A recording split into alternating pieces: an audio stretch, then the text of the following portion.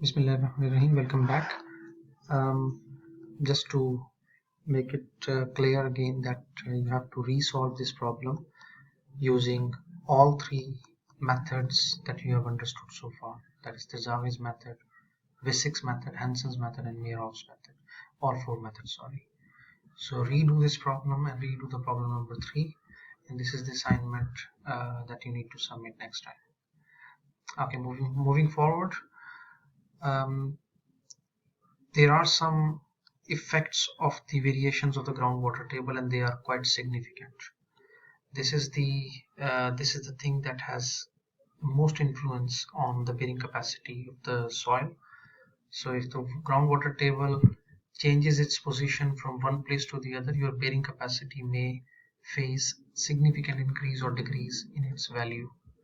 So we'll be discussing some of the cases in which we'll see what groundwater table how groundwater table affects your bearing capacity. So shallow groundwater affects soil shear strength in two ways. This needs to be understood first. Reduces apparent cohesion, which is present in soil in unsaturated state, may necessitate reducing the cohesion measured through unconfined compression test as well. So whatever cohesion you bring from the unconfined compression test, it may be the case that your fluctuation of the water table may reduce that from that value that you have anticipated previously from the test. Secondly, pore water pressure increases, and that also reduces both effective stresses and the shear strength in the soil. So the groundwater table may have detrimental effects on your bearing capacity.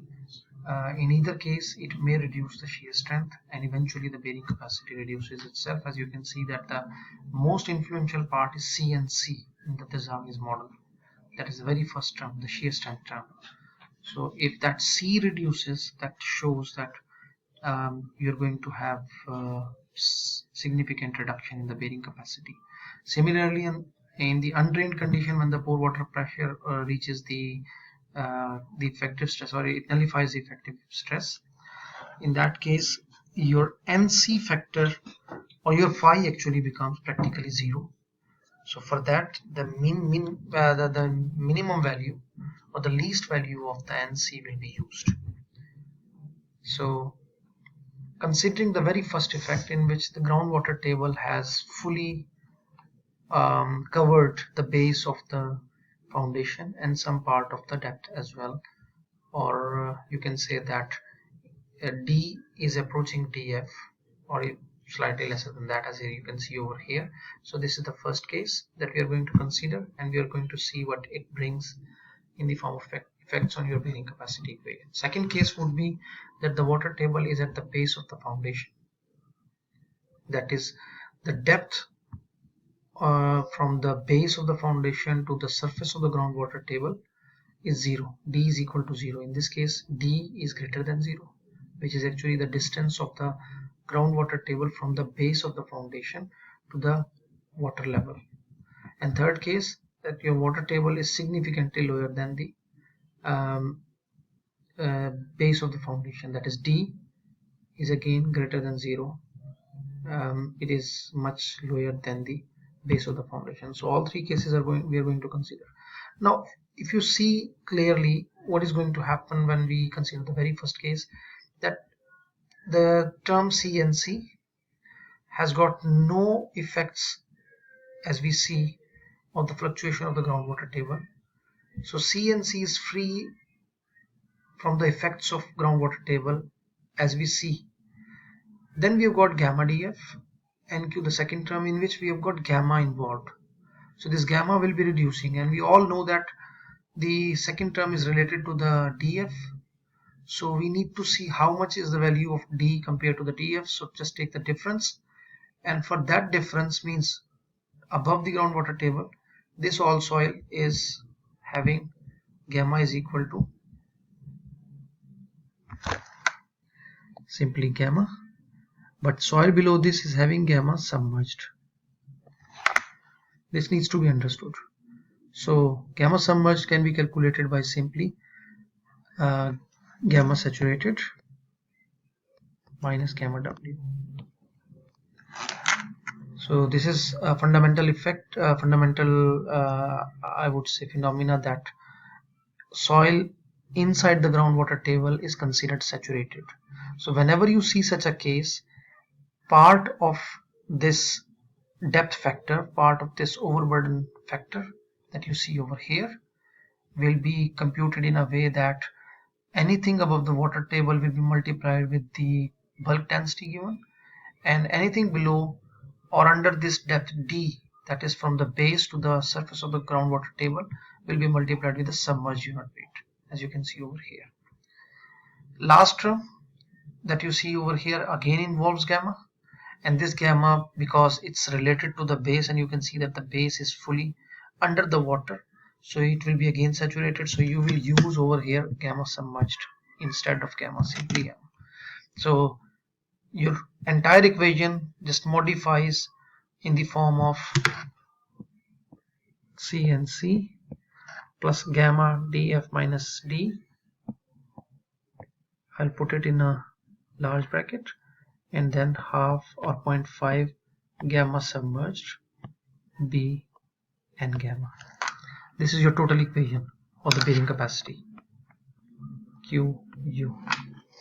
Okay. Second case, water table is at the base. Now there is no effect, or you can see that d is equal to 0. So if you just go back to this and you put d equals to 0 over here and d equal to 0 over here, this entire term is left gamma df. There is no effect of the water table on this term involving df, so df will remain the same, that gamma df remain unchanged. However, at the base you have still the water table, so the value of gamma over here will be submerged, that will be used. So your equation modifies simply. This term is changed with this term, that's all. But when your groundwater table is significantly below or below the base of the foundation, you have to see two scenarios now.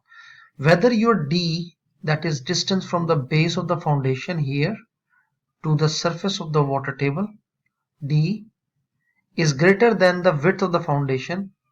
In that case you will use gamma for base term, for this term, both. If this d is less than or equal to b, means your water table is closer to the base of the foundation, then you will use gamma average, which will be computed using this simple expression that you see over here. That's all. That's it. But your gamma df term will remain unchanged, as you can see that there is no effect of water table on this. So I think all three cases are clear now. So we'll move forward and we'll solve one numerical in which you have the value of the groundwater table first at B, and then you have got it dropped to maybe A, or first at A and then it is increased to B. So you have to see what is happening with the groundwater table. So compute the factor of safety against a bearing capacity failure for the square spread footing shown in figure this with the groundwater table at position A. Sometime after construction, the water table rises to position B. Compute the new factor of safety against bearing capacity failure. So I think you have understood now that this was the initial case when the construction took place and the water table rose to this level. After the construction, because of maybe flooding in the river, nearby the river, or maybe because of a lot of rainfall or any other reason, natural or maybe artificial. So to solve this, you have to first calculate the overburden pressure, that is turning out to be 242 pounds per square feet. The pore water pressure, there is no mention, or there is no even need of calculating the pore water pressure, so we have not used it. We have just used it equal to 0. What is this? You might have recalled your knowledge of effective stresses, which was total stresses minus the pore water pressure. D is the distance of the water table.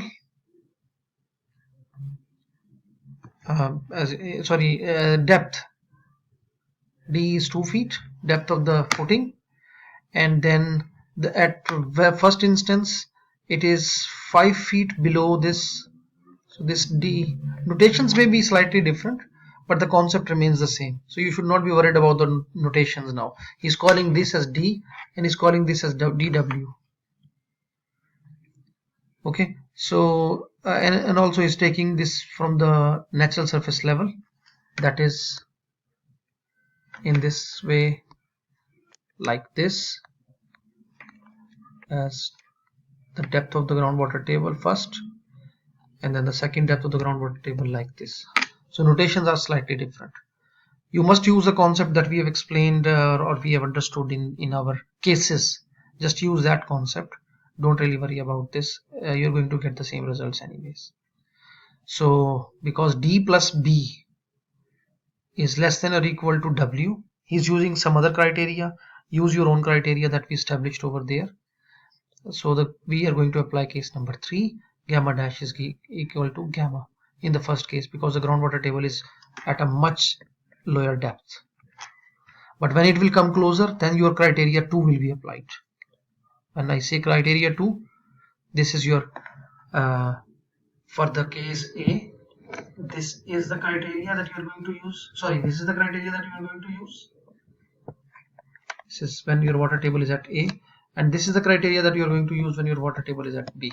So just use them and solve this numerical, and just find out the factor of safety for case A first, and then find out the factor of safety for case 2, and then you can simply comment that your factor of safety has been dropped. The rising groundwater table has dropped the factor of safety to 1.8. Although this is still above the theoretical failure value of 1, it is less than the minimum acceptable F, which was set to be probably 2. So for most geotechnical purposes, our factor of safety, recommended factor of safety range is 2 to 3.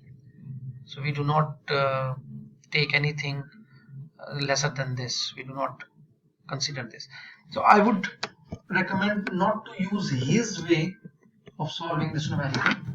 Use your understanding of this slide. I'll clear this slide and I'll explain it again so you could be able to use it in your numerical. Those who can still understand this,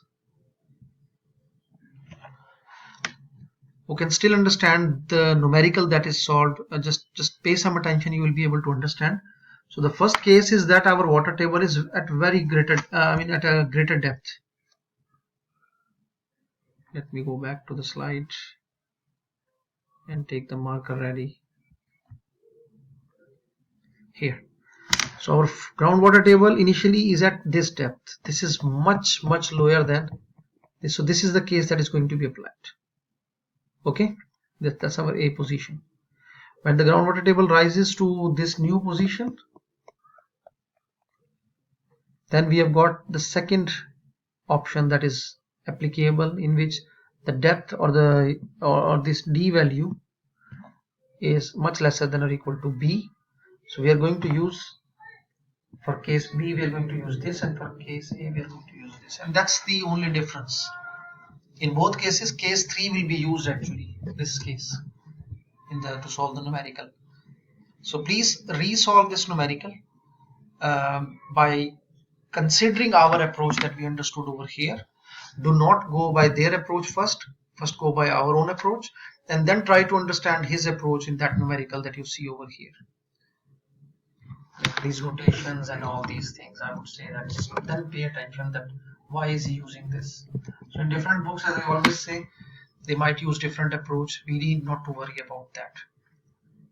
I hope this makes sense.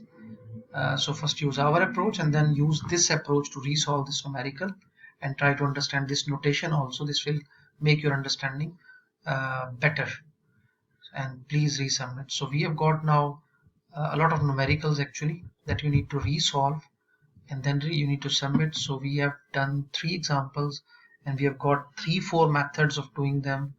2 for this and 4 each for the previous examples that we have studied. So it's going to be around 10 numericals. It will give you significant practice. In the next lecture we will discuss further about the bearing capacity. Thank you very much for your attention once again, and please stay tuned. We'll be having this topic covered in the next week also. Until then, Allah Hafiz. Assalamu alaikum wa rahmatullah.